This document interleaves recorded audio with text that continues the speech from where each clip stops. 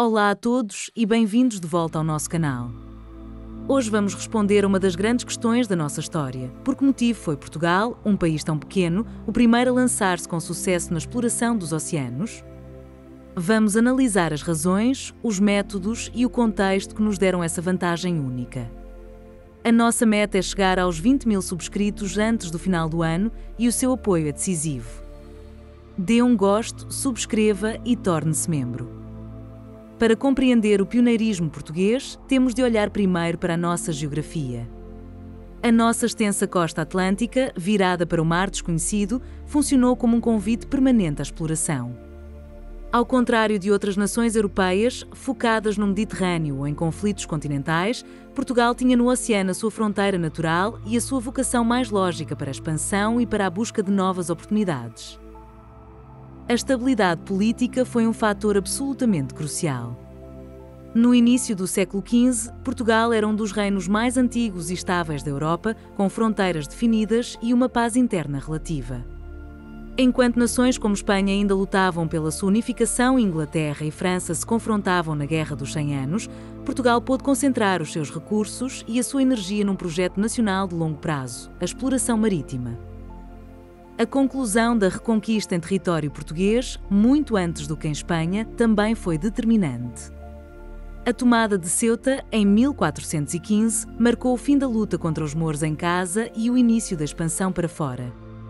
Esta vitória não só deu aos portugueses uma base estratégica no norte de África, como também alimentou o espírito de cruzada e a ambição de controlar as rotas comerciais do ouro que vinham do Saara. É crucial entender que os portugueses não começaram do zero. Eles souberam recolher e integrar o vasto conhecimento náutico e cartográfico dos judeus e árabes, que eram os mestres da navegação e do comércio no Mediterrâneo e no Índico. A coroa portuguesa atraiu ativamente estes sábios, cujos mapas e técnicas, como o uso do astrolábio, foram o alicerce sobre o qual a ciência náutica portuguesa do Atlântico pôde ser construída e desenvolvida. A crise económica do final da Idade Média na Europa foi outro forte impulso. As rotas tradicionais de especiarias e de bens de luxo do Oriente eram controladas por Veneza e Génova, que negociavam com os árabes. Estes produtos chegavam à Europa a preços exorbitantes.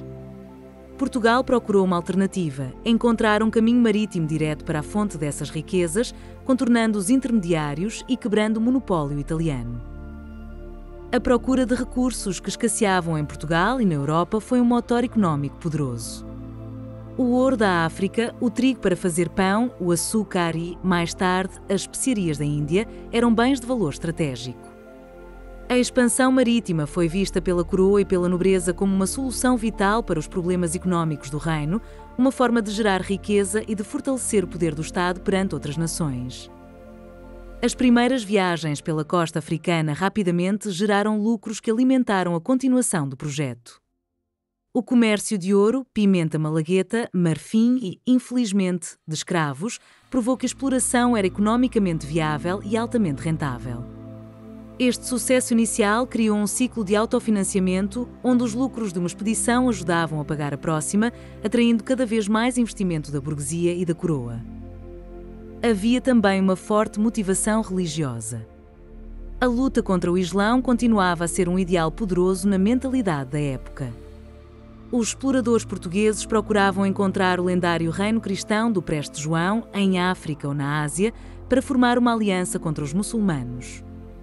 Cada nova descoberta era vista não só como uma conquista comercial, mas também como uma vitória da fé cristã em novos territórios. A figura do infante Dom Henrique, o navegador, foi central neste processo.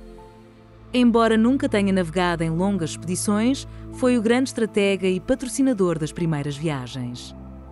Ele reuniu em Sagres os melhores cartógrafos, astrónomos e navegadores da época, fossem eles portugueses, judeus ou árabes, criando um centro de conhecimento que transformou a exploração numa ciência metódica e sistemática.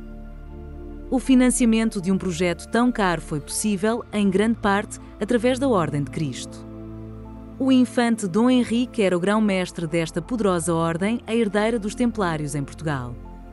Ele usou os vastos recursos e rendimentos da ordem para financiar a construção de navios e o pagamento dos marinheiros, canalizando a riqueza de uma antiga ordem de cruzados para a nova cruzada da exploração dos mares. Este esforço metódico levou a inovações tecnológicas decisivas. A principal foi o desenvolvimento da caravela. Esta embarcação, que combinava as velas quadradas das naus do norte da Europa com as velas triangulares ou latinas dos navios do Mediterrâneo, era revolucionária. Era um navio leve, rápido e, crucialmente, conseguia bolinar, ou seja, navegar contra o vento, uma capacidade essencial para regressar da costa africana. Os portugueses aperfeiçoaram também as técnicas de navegação astronómica. Aprenderam a usar instrumentos como o astrolábio e o quadrante para medir a altura da estrela polar e, mais tarde, do Sol ao meio-dia. Isto permitia-lhes calcular a sua latitude em alto mar, longe da costa, dando-lhes a confiança necessária para se aventurarem por rotas totalmente desconhecidas, transformando a navegação numa ciência exata. A aplicação desta nova ciência levou à descoberta da volta do mar. Os pilotos portugueses perceberam que, para regressar da costa africana, era mais rápido e seguro afastar-se da costa para o oeste, apanhando os ventos favoráveis do Atlântico Norte que os traziam de volta a Portugal. Esta manobra ousada, que exigia navegar para longe de terra, foi um segredo bem guardado e uma vantagem técnica estratégica colossal. O conhecimento acumulado era tratado como um segredo de Estado. Cada viagem trazia novos dados sobre ventos, correntes, costas e estrelas. Esta informação era registada em mapas, os portolanos, que se tornavam cada vez mais precisos. Este processo contínuo de tentativa, erro e registro sistemático permitiu aos navegadores portugueses planearem as suas viagens com base na experiência dos seus antecessores. Esta proteção do conhecimento ficou conhecida como a política de sigilo. Os mapas e os diários de bordo eram classificados e guardados a 7 chaves no arquivo da Casa da Índia. A divulgação de informações sobre as rotas era punida com a morte. Esta estratégia visava impedir que as nações rivais, especialmente a Espanha, pudessem copiar as rotas portuguesas e competir diretamente pelos mercados recém-descobertos. Enquanto Portugal avançava, as outras potências marítimas enfrentavam obstáculos. As cidades-estado italianas, como Veneza e Génova, dominavam o comércio do Mediterrâneo e não tinham incentivo para investir em arriscadas rotas atlânticas.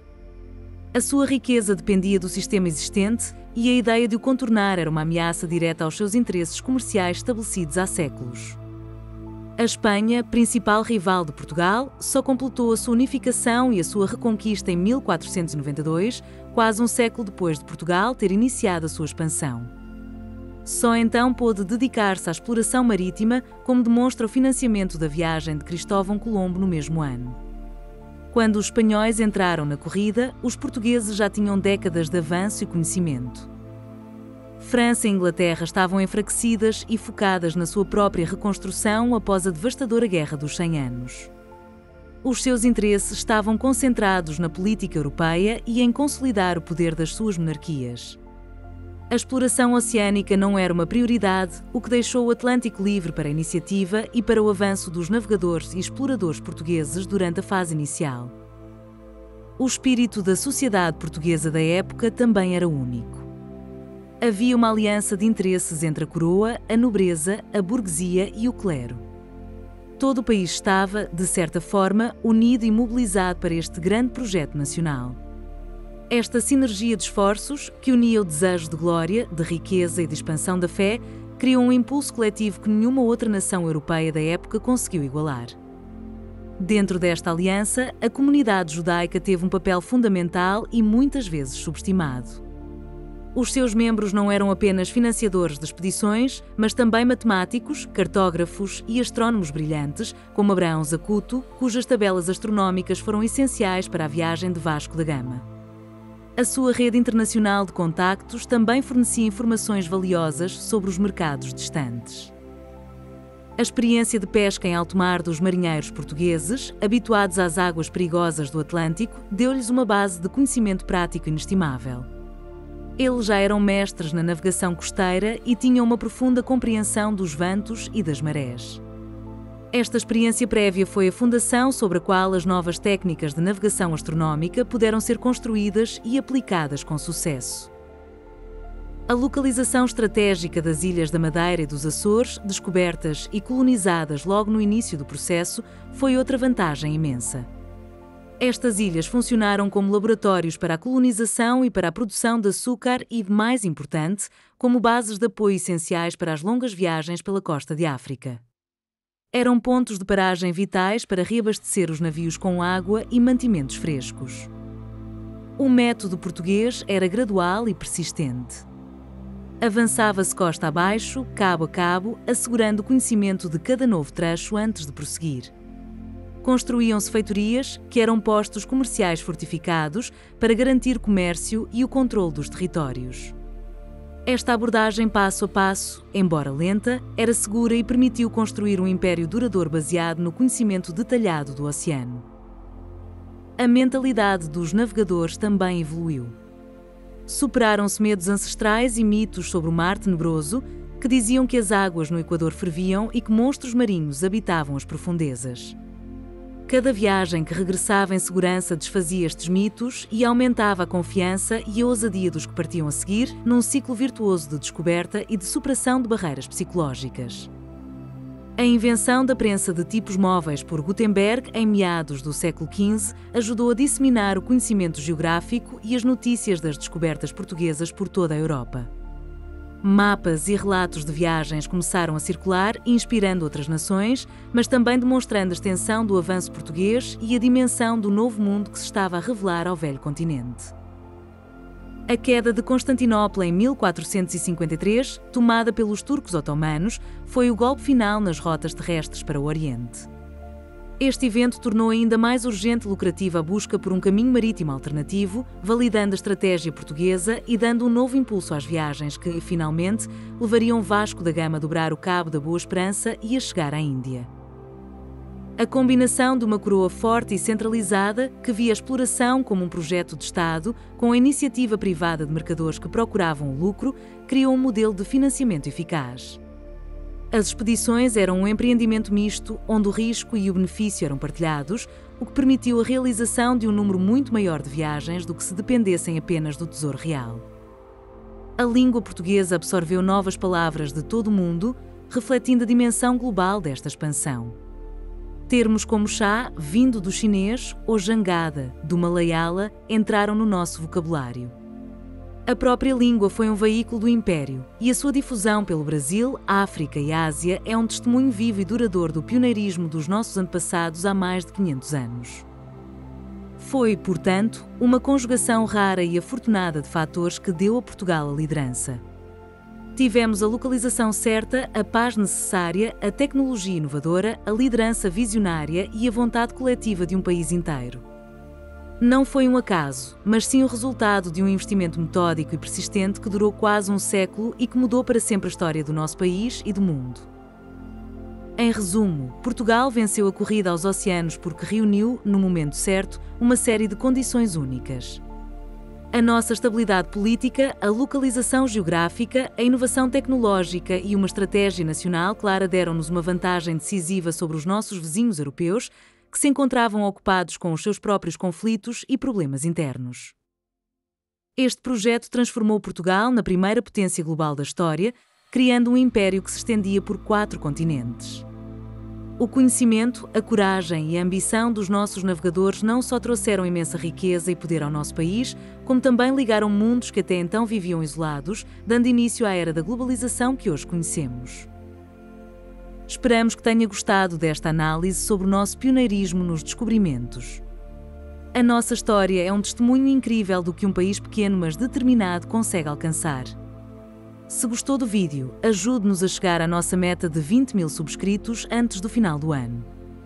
Dê um gosto, subscreva e torne-se membro. O seu apoio é o que nos move. Muito obrigado e até à próxima!